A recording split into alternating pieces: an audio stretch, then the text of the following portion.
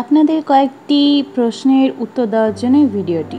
আপনারা অনেকেই আমাদের প্রশ্ন করেছেন পার্সোনালি এবং হোয়াটসঅ্যাপে, ফেসবুকে অনেক জায়গাতে একটা প্রশ্নই এসছে, আমরা খিচুড়িটা কী করে রান্না করি। খুব সোজা, আহামরি কিছুই না। আমরা মুসুর ডাল ব্যবহার করি, সয়াবিন বড়ি ওরা সেইভাবে পছন্দ করে না বলে সেই সয়াবিন বড়িটাকে আমরা মিক্সিতে পাউডার বানিয়ে নিই। তাহলে ওরা সয়াবিন বড়িটাকে আলাদা করে বার করে ফেলতে পারে না।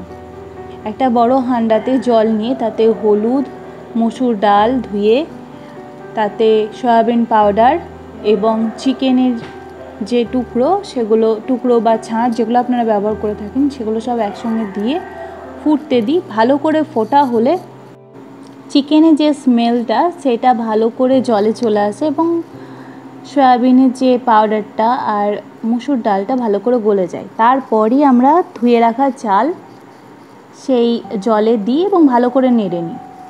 ব্যাস, এবার যেভাবে খিচুড়ি তৈরি হয় সেভাবে খিচুড়ি তৈরি হবে।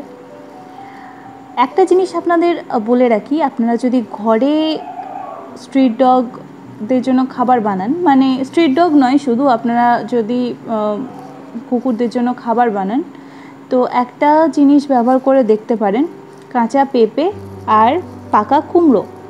এই দুটো জিনিস কুকুরদের লিভারের জন্য এবং পুষ্টির জন্য খুব ভালো জিনিস। রাস্তা কুকুর পছন্দ করে না, তাও আমরা মাঝে মাঝে অল্প পরিমাণে দিয়ে থাকি।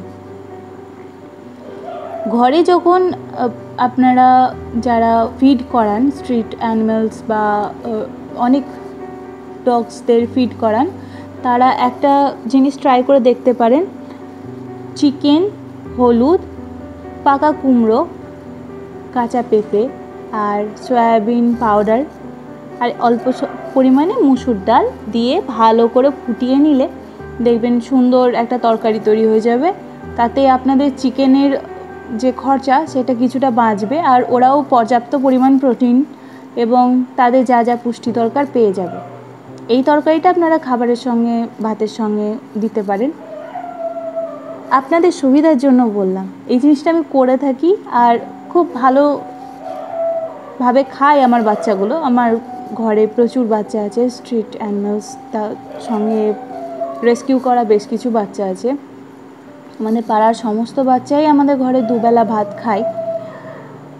তো ওই জন্যই আপনাদের সঙ্গে এই আইডিয়াগুলো শেয়ার করলাম। যদি আপনাদের কোনো কাজে লাগে আমার ভালো লাগবে। আরেকটা প্রশ্নের উত্তর দেবো, যেটা আমি এর আগে পেয়েছি। এটা খুব ভালো একটা প্রশ্ন, যে চিকেন না থাকলে আমরা আর কি ব্যবহার করতে পারি বাচ্চাগুলোর জন্য। ডিম ব্যবহার করতে পারেন মাঝে মধ্যে যদি চিকেন না থাকে। দই ভাত অবশ্যই খুব ভালো জিনিস, দই ভাত যদি আপনারা অভ্যাস করাতে পারেন। তো ডিম অনেক সময় সেদ্ধ করে স্ম্যাশ করলেও প্রপারলি স্ম্যাশ হয় না, তো আপনারা একটা কাজ করতে পারেন, ঠান্ডা জলে ডিম ফেটিয়ে দিয়ে দেবেন, ভালো করে মিশিয়ে তার সঙ্গে হলুদ দিয়ে ভালো করে ফুটিয়ে নিলে বেশ সুন্দর ডালের মতো একটা তরকারি তৈরি হয়ে যাবে। সেটা আপনারা দিতে পারেন মাঝে মাঝে যখন চিকেন থাকবে না, সেক্ষেত্রে আপনারা এটা ব্যবহার করতে পারেন। দই ভাত ব্যবহার করতে পারেন। আমার বাচ্চাগুলো মাছ খুব ভালোবাসে, আমি সেদ্ধ করে কাঁটাগুলো ছেঁকে বার করে নিই, তো যেটা থাকে সেটা হলুদ দিয়ে ভালো করে ফুটিয়ে ওদেরকে ভাতের সঙ্গে দিই। আপনারাও ট্রাই করতে পারেন। আমি দুবেলা ওদের ভাত দিই আর একবেলা মার ভাত দিই। মার ভাতটা ওদের পেটও ভরিয়ে দেয় আর পর্যাপ্ত পুষ্টিটাও দেয়, তো ওদের শরীরটা বেশ গোলুমোলু হয়ে থাকে। আপনারাও ট্রাই করতে পারেন। প্রথমে অবশ্যই খাবে না, তো অল্প অল্প করে ভাতের সঙ্গে মার মিশিয়ে অল্প অল্প করে ডালের মতো মাখিয়ে দিতে পারেন।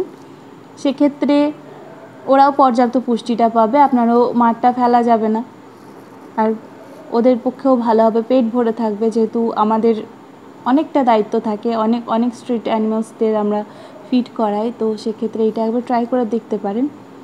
আর আপনাদের যদি কারো কোনো মতামত থাকে, কোনো পরামর্শ থাকে, কোনো প্রশ্ন থাকে, অবশ্যই কমেন্টে দিতে পারেন।